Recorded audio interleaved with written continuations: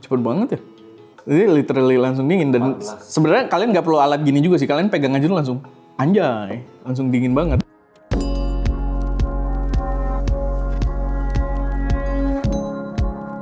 Halo semuanya, selamat datang di channel IC Media dengan gue Erwin. Dan pada video kali ini gue pengen ngedemoin aja. Harusnya videonya cukup singkat. Gue pengen ngedemoin sebuah gear yang menurut gue menarik banget. Karena dengan harga yang cukup terjangkau, kalian bisa upgrade kamera kalian tuh kayak berjuta-juta lebih tinggi gitu ya dari body yang seharusnya. Jadi sebenarnya gear ini udah sering dibahas juga. Bukan sering sih, kayaknya baru naik 1 juga. Sempet kita bahas juga di short sama Ska gitu kan. Dan gue pengen bikin video yang agak panjangnya karena gue pengen appreciate inovasi yang dilakukan oleh gear yang satu ini. Jadi yang pengen gue bahas di sini adalah gear Ulanzi CU01. Ini adalah semacam AC gitu ya, atau mungkin pendingin untuk kamera kalian, dimana overheating itu adalah isu yang banyak terjadi di banyak jenis kamera. Sebenarnya kita udah pernah bahas juga, yang di video tersebut gue masih lumayan kurus ya, cooling fan dari Ulanzi gitu. Tapi dulu ya bentuknya sebagai cooling fan biasa aja, dan menurut gue agak repot juga buat dipakai. Dan di sini gue pengen tunjukin ke kalian kalau udah makin gampang banget gitu. Inovasinya tuh mempermudah kita banget buat pakai gear yang satu ini. Jadi kalian bisa lihat ya, di depan gue nih udah ada beberapa kamera yang gue pengen demoin langsung untuk menunjukkan kalau gearnya ini sangat versatile. Tapi mungkin sedikit penjelasan dulu, dia menarik juga ya. Sebenarnya dia powernya itu bisa pakai USB-C di sini. Kalau kalian mungkin kayak standby bikin podcast, kalian bisa kameranya mungkin pakai dummy baterai, dianya tinggal colok USB Type-C aja, dia akan jalan continuously. Tapi dia sebenarnya bawa sebuah baterai yang bentuknya eksternal kayak gini. Tapi nempelnya gampang banget gitu. Dengan sistem magnet dia langsung nyala juga, dan ketahanannya ya kurang lebih sekitar 1 jaman lah, tergantung power yang kalian pakai. Tapi poin utamanya yang pengen gue bahas adalah sistem mekanismenya ini. Ini brilian banget karena dia bisa dipasangkan langsung ke kamera manapun. Sama mungkin nanti lah untuk yang itu ya. Maksudnya dia di sini ada hal yang lumayan surprising juga dari versi sebelumnya. Tapi di sini gue pengen demoin dulu. Ini contohnya kita pakai kamera, tapi kamera kalian harus yang layarnya bisa kebuka gini ya, yang vari angle. Tapi ini gue contohin pertama pakai XM5 karena dia bentuknya pegas. Kita tinggal kayak colok begini aja, dia udah kepasang gitu. Cepat banget, dan kalau gue mau nyalain ya gue tinggal pakai baterainya. Dia langsung bisa nyala, tapi dia nggak langsung nyala ya. Gue harus set dulu kayak gini. Ini powernya di power 1, dia langsung nyala. Dan begitu juga di kamera-kamera yang lain. Ini langsung demoin aja. Ini sebenarnya mirip-mirip sih, soalnya ini Fuji juga XS20. Kalau gue pengen pasang di XS20 juga tinggal gitu doang, cepet banget. Begitu juga di sini kita ada demonya menggunakan Nikon Z30. Kita lihat. Udah langsung nempel gitu kan. Dan terakhir yang paling gila juga ukurannya, karena gue agak males ganti lensanya, Sony A6700. Dan di Sony nih sebenarnya dia jadi gear yang bener-bener oke banget sih. Karena Sony itu banyak jual jeroan yang sama di harga kamera dan form factor yang lebih murah gitu ya. Jadi harga lebih murah, cuman build quality-nya jelek, biasanya overheat. Padahal jeroannya sebagus itu gitu. Dan dengan aksesoris ini ya kalian bisa dapat full performance-nya layaknya si kamera flagship-nya gitu. Dan ini seru banget karena gini, ini gambaran utamanya ya. Kalau kalian pakai Fujifilm kayak si XM5 ini, dia ukurannya kecil banget, padahal dia bisa 6K, open gate gitu ya, dan nggak terlalu kepake karena ukurannya kecil, dia otomatis langsung cepet buat overheat gitu ya. Sedangkan kalau kalian pakai kipas ini, jadi reliable buat pakai 6K-nya. Dan begitu juga di Sony terutama, karena di Sony itu yang tadi gue jelasin, dia banyak kamera yang murah, bawa jeroan gede, jeroan spek tinggi gitu maksudnya, tapi dengan kekurangannya itu overheating. Contoh, kalau kalian mau beli FX30, jeroan yang sama persis itu kalian bisa dapat di ZV-E10 Mark II. Bahkan sekarang ZV-E10 Mark II juga udah bisa 4K 120p ya, dengan update firmware di akhir tahun 2025 kemarin. Cuman overheat kalau kalian pakai gitu aja gitu. Sedangkan dengan pakai ini ya kalian bisa dapat spek yang sama, recording panjang tanpa harus ambil yang FX30 gitu ya. Kecuali kalian ngejar gantengnya ya, kalian ambil FX30 gitu kan. Dan begitu juga FX3. Menurut gue FX3 jadi nggak begitu make sense buat dibeli gitu. Karena jeroan yang sama itu ada di ZV-E1. Kalian dapat 4K 120 yang native, yang croppingnya nggak begitu dalam, yang gambarnya tuh bener-bener cakep banget lah gitu, 4K 120 di full frame gitu kan, dengan ekosistemnya Sony juga.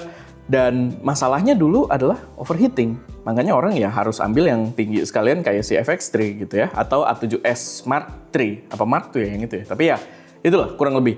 Dan sekarang kalian tinggal ambil ZV-E 1 aja, kalian pasangin ini, nambah kalau nggak salah 700.000 harganya, dan kalian bisa recording dengan spek tinggi tadi tanpa takut overheating. Dan lepas pasangnya balik lagi ya, itu juga mempermudah. Karena kalau yang dulu tuh kita harus pasangin kayak semacam stiker gitu di belakang kamera kita, which is jadinya semacam komitmen gitu. Kita harus komitmen kalau kita mau pakai ini gitu. Sedangkan kalau dengan aksesoris yang sekarang ini ya nggak perlu komit gitu juga. Kalian bisa lihat tadi gue nggak pasangin apa di kamera, gue nggak pasangin apa-apa di kameranya gitu ya. Gue tinggal pakai pegasnya tadi aja tak gitu, dia bisa langsung kepasang gitu. Jadi menurut gue sih kalau kalian videographer gitu ya, ya kalian perlu standby paling nggak ada ini satu sih, dan kalian bisa pakai ke kamera kalian yang manapun selama layarnya variangle gitu. Dan yang menarik, nih sedikit detail juga, dia kipasnya kelihatan ada kayak heatsinknya juga untuk melepas panasnya mungkin. Dan dia di belakangnya ini udah ada padding, jadi nempel ke kamera kita tuh lumayan aman. Sama dia tuh dia nyebutnya kalau di websitenya cooler chip gitu, cooler semiconductor. Cuman gue sih mengartikannya ya sepengetahuan gue itu pakai yang namanya Peltier harusnya gitu ya, kayak dulu cooling HP juga begitu. Dan memang ini ketika nyala dia tuh jadi dingin gitu, dan gak butuh waktu lama untuk dia jadi semakin dingin. Kita langsung demoin aja. Jadi videonya sebenarnya udah selesai, tapi gue lupa. Gue pengen ngingetin aja kalau kita lagi ada promo di stdigital.id gitu ya. Diskon 30% buat semua produk digital kita. Mau itu loot, mau itu ebook, mau itu e-course, dan lain sebagainya. Silahkan kalian cek aja di stdigital.id. Kalau check out pakai kode voucher FAB26 buat dapet diskon 30%. Oke, itu aja, balik lagi ke videonya. Di sini kita ada thermogun. Punya Nyanteh, kita pinjam dulu. Oke, ini kalian bisa lihat ya. Dia harusnya nanti ada info kayak temperaturnya juga. Gue akan tunjukin ke situ langsung. Itu temperaturnya berapa, gue nggak tahu. Kalian yang lihat aja, soalnya kecil banget. Lu lihat guys kah? 30 derajat. 30 derajat nih panel belakangnya. Sekarang kita nyalain ke power 1. Dia keburu standby. Nah.